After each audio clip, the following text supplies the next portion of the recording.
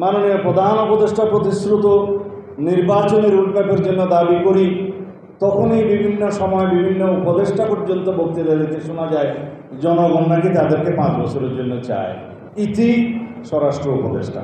আমি আস্তে আস্তে সামাজিক যোগাযোগ মাধ্যম কিছু দেখছিলাম, মনে হয়েছে সামাজিক যোগাযোগ ব্যবসা বা সামাজিক ব্যবসা রাষ্ট্র পরিচালনার প্যারালাল দাঁড় হয়ে গেছে সমান্তরালভাবে।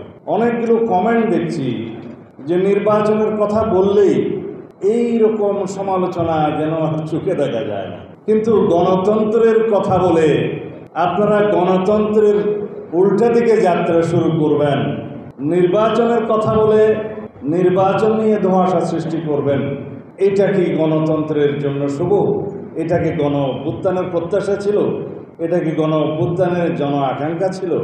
হ্যাঁ, কেউ কেউ তার নিজস্ব কেরিয়ার বিল্ডিংয়ের জন্য সামাজিক মাধ্যম ব্যবহার করতে পারেন। আমরা দেখেছি, আমরাও সার্টিফিকেট দিচ্ছি যে আমাদের অনেক সহকারী উপদেষ্টা বা মন্ত্রী প্রতিমন্ত্রীর মর্যাদায় অনেক বিশেষ সহকারী নিয়োগ হয়েছেন। তাদের কর্ম দেশের জন্য কল্যাণকর, আমরা তাদেরকে প্রশংসা করি। ভবিষ্যতে অবশ্যই আপনাদের কর্ম দেশ স্মরণ রাখবে এবং আমরাও আপনাদেরকে সেই সমস্ত কাজে নিয়োজিত করার জন্য আমরা ইচ্ছা প্রকাশ করব। আমরা সকল মেধা এবং প্রতিভাকে সম্মান জানাই যারা রাষ্ট্রের কাজে নিয়োজিত থাকবে দেশের জনগণের কল্যাণে।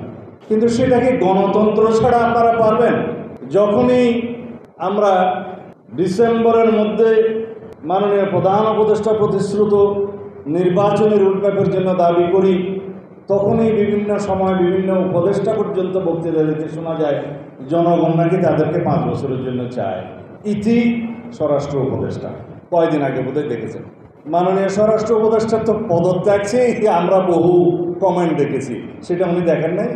কালকে আমাদের ফরিদা বা একজন উপদেষ্টা, আমার সাথে খুবই ভালো সম্পর্ক, আমি সেজন্য সমালোচনা কম করতে চাই, বললেন যে ওনারা নাকি নির্বাচিত হয়েছেন। কিভাবে? গণ অভ্যুত্থানের মাধ্যমে ওনাদেরকে নির্বাচিত করেছে জনগণ। তাহলে এদেশে ইলেকশন কমিশন আছে কেন? যদি রাস্তার গণ অভ্যুত্থানের মধ্য দিয়ে সরকার পরিবর্তন হয়, সেটা অবশ্যই এদেশের মানুষের কামনা। কিন্তু একটি নির্বাচিত সরকারের বিকল্প তো আপনারা হতে পারেন না, আপনারা অবশ্যই অনির্বাচিত। সেটা প্রতিদিনই আপনাকে স্মরণ করিয়ে দেওয়া হবে। অবশ্য ওনার স্বামী আমাদের ভাই সাহেব জনাব ফরহাদ মাজার সাহেব গত 2-3 দিন আগে বক্তৃতা দিয়েছে নির্বাচনের মাধ্যমে নাকি গণতন্ত্র প্রতিষ্ঠা হয় না, কেবল লুটারাদের একটা সাম্রাজ্য প্রতিষ্ঠা হয়। কি আর বলবো, যে নির্বাচনের জন্য, যে ভোটাধিকারের জন্য, যে গণতান্ত্রিক অধিকার ফিরে পাওয়ার জন্য, যে সাংবিধানিক অধিকার ফিরে পাওয়ার জন্য এদেশের হাজার মানুষ শহীদ হলেন, গণ অভ্যুত্থান হলো, ফেসিবাদের পতন হলো, সেই নির্বাচন, সেই ভোটাধিকারকে আপনারা অস্বীকার করছেন? কাদেরকে আপনারা উৎসাহিত করছেন? কোন গণতান্ত্রিক শক্তিকে এই মাঝপথে আপনারা সুবিধা দিচ্ছেন? কাদেরকে সুবিধা দেওয়ার জন্য, কাদের এজেন্ডা বাস্তবায়নের জন্য মাননীয় প্রধান উপদেষ্টা প্রায় ডিসেম্বর থেকে জুন ডিসেম্বর এই সমস্ত আসা যাওয়া করছেন? এক জায়গায় স্থির থাকতে পারছেন না কেন? আপনি পৃথিবী বিখ্যাত একজন সম্মানিত ব্যক্তি, আপনার এই রকম শিফটিংটা কিন্তু জাতি এবং আন্তর্জাতিক ভালোভাবে নেবে না। আমাদের সাথে আপনারা বৈঠক করেছিলেন, কথা দিয়েছিলেন, আপনাদের সমস্ত কর্মকাণ্ড পরিচালিত হচ্ছে ডিসেম্বরকে সামনে রেখে জাতীয় নির্বাচনের উদ্দেশ্যে। আমরা নির্বাচন কমিশনের সাথে বসেছি, কথা বলেছি, তাদের সমস্ত নির্বাচনী প্রস্তুতি আগামী জুন মাসের ভিতরে সমাপ্ত হবে। তারা বলেছেন ডিসেম্বরের ভিতরে তারা নির্বাচন দেওয়ার জন্য উদ্গ্রীব। এখন সেই কথা যদি আমরা বলি, তাহলে গণতন্ত্রের পক্ষের শক্তি, জানি না কেন এই দেশে সবাই এগুলার সমর্থনে কথা বলতে উচ্চকিত হচ্ছেন না। আমাদের অনেক রকমের অভিজ্ঞতা আছে, তিক্ত অভিজ্ঞতা।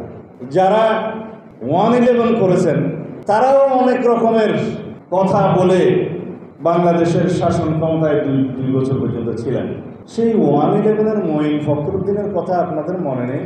বিরাজনীতিকরণের জন্য যথেষ্ট চেষ্টা তারা করেনি। আমি বলতে চাই না যে সেরকম কোনো পদক্ষেপ বর্তমানে দৃশ্যমান হচ্ছে, কিন্তু আমরা ঘর পোড়া গরু, সিঁদুরে ম্যাগ দেখলেই ভয় পাই।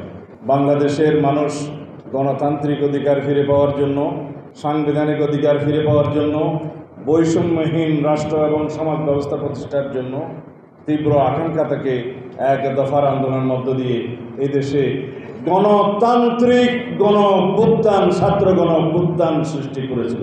কেউ যদি এটাকে বিপ্লব বলতে চায় তাহলে আমি দুঃখ প্রকাশ করব। এটা কোনো সামাজিক বিপ্লব নয়, অর্থনৈতিক এবং সামাজিক রীতি নীতি এবং ব্যবস্থা পরিবর্তনের কোনো বিপ্লব হয়নি। গণতান্ত্রিক আকাঙ্ক্ষা থেকে গণতান্ত্রিক অধিকার ফিরে পাওয়ার জন্য ফ্যাসিবাদের বিরুদ্ধে একটি গণতান্ত্রিক গণ-অভ্যুত্থান, ছাত্র গণ-অভ্যুত্থান সংগঠিত হয়েছে। সুতরাং আমরা আমাদের গণতান্ত্রিক অধিকার ফিরে পেতে চাই যত তাড়াতাড়ি সম্ভব। আমরা যত তাড়াতাড়ি সম্ভব এদিকে ভোটাধিকার প্রতিষ্ঠা করতে চাই, যত তাড়াতাড়ি সম্ভব সাংবিধানিক অধিকার প্রতিষ্ঠা করতে চাই।